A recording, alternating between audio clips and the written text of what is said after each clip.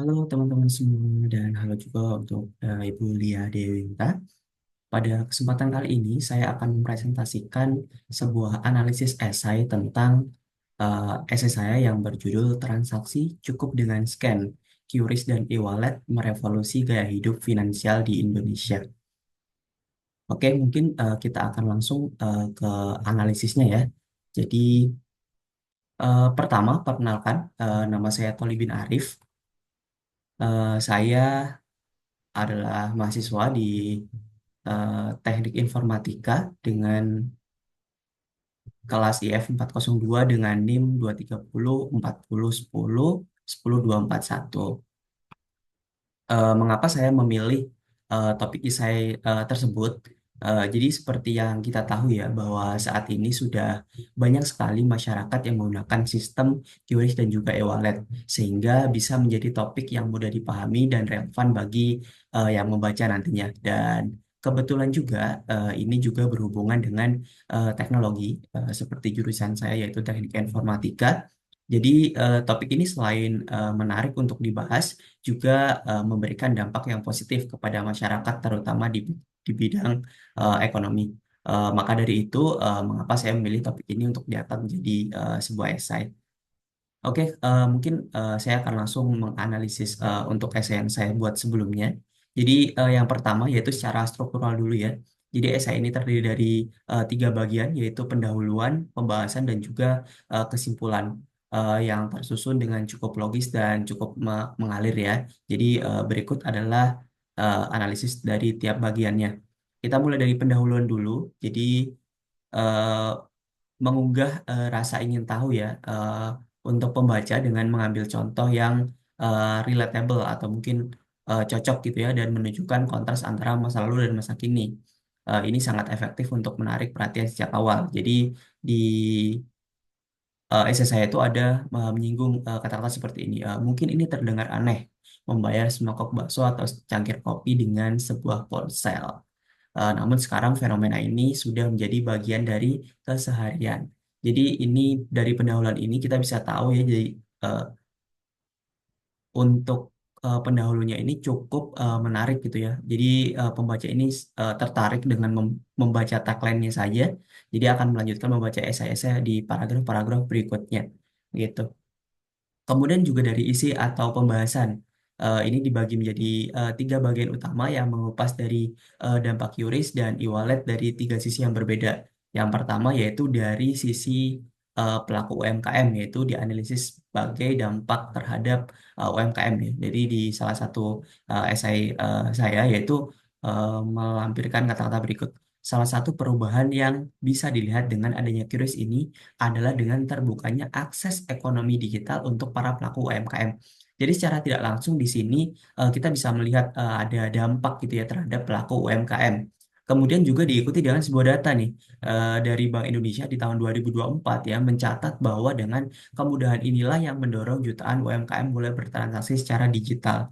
Jadi eh, alih-alih dari hanya dampaknya saja, tapi juga diikuti dengan data yang valid gitu ya untuk dari sisi penganalisaan dari segi UMKM-nya.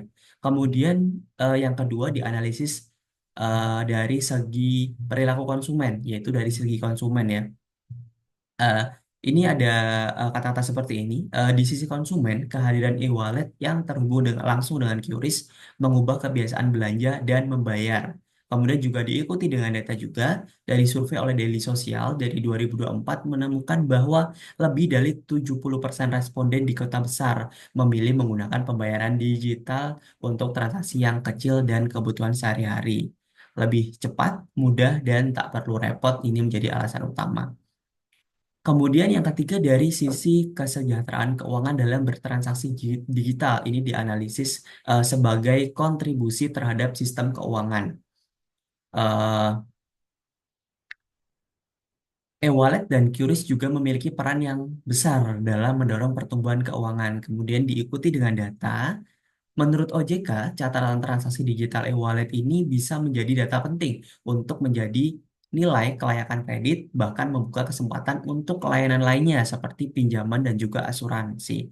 Jadi di isi ini, dari yang ketiga ini, juga dianalisis dari segi kesejahteraan keuangan dalam bertransaksi ya. Jadi tidak hanya dari segi UMKM-nya saja, dari segi konsumennya saja, tapi juga dari kedepannya, dari kesejahteraan keuangan kedepannya nih, dari segi QRIS dan e-wallet ini bisa menjadi patokan-patokan teknologi-teknologi selanjutnya.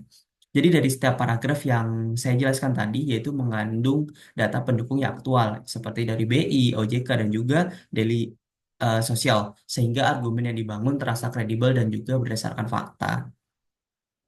Kemudian dari penutup, jadi penutup ini menekankan kembali poin-poin utama yang sekaligus menyampaikan harapan ke depannya, serta tetap menyadari adanya tantangan seperti keamanan cyber dan juga infrastruktur dalam sebuah teknologi tentunya.